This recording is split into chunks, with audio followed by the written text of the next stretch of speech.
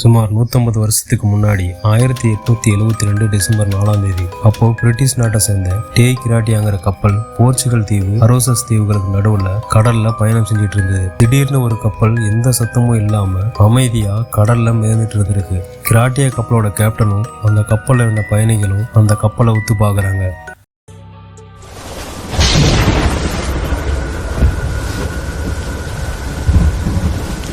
அப்படியே சேனலை சப்ஸ்கிரைப் பண்ணிட்டு பாருங்க.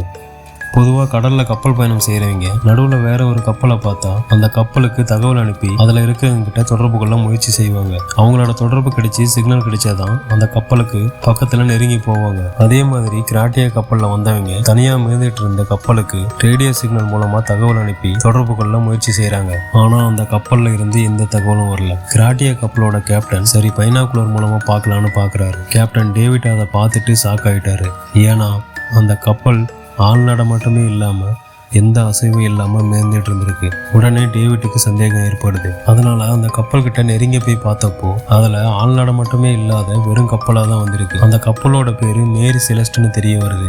ஒருவேளை கப்பல் இருந்தவங்கள கடற்கொள்ளையர்கள் கொண்டு இருக்கலான்னு டேவிட் சந்தேகப்பட்டாரு. சரி அதுல என்னதான் இருக்குன்னு பாக்கலான்னு டேவிட்டும் அவரோட குழுவும் அந்த கப்பலுக்குள்ள ஏறி போய் பாக்குறாங்க. பார்த்துட்டு எல்லாரும் அதிர்ச்சியில அப்படியே நின்னுடுறாங்க.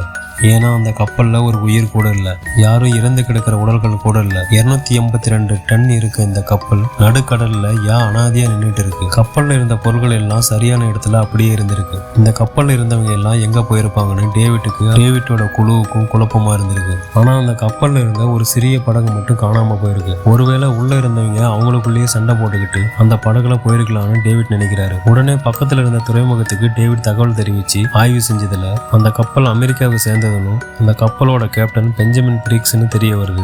இந்த கப்பல் நிலக்கரி எடுத்துட்டு போற கப்பல்னு தெரிய வருது. ஆனா கப்பல்ல பயணம் செஞ்சவங்க எங்க போனாங்க? ஏன் கப்பல் தனியா விட்டுட்டு போகணும்? கப்பல்ல இருந்தவங்க எல்லாரும் எப்படி ஒரு சின்ன படகுல தப்பிச்சு போயிருக்க முடியும்? இந்த மாதிரி நிறைய கேள்வி எழுது. இந்த சம்பவம் நடந்து முடிஞ்சு கொஞ்ச நாளைக்கு அப்புறம் அந்த கப்பல்ல பயணிச்ச யாருமே உயிரோடவோ பிணமாவோ கிடைக்கல. அதனால யாருமே அங்கிருந்து தப்பிச்சு போயிருக்க வாய்ப்பு இல்லைன்னு ஆய்வு அறிக்கையில சொல்றாங்க.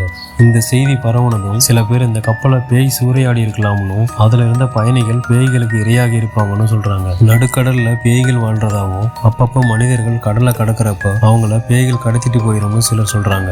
இந்த வதந்திகள் உண்மையா என்னன்னு தெரியல. ஆனா இது வரைக்குமே அந்த மேரி செலஸ்ட்ங்கிற கப்பலோட மர்மம் விலகாத மர்மமா தான் இருக்கு.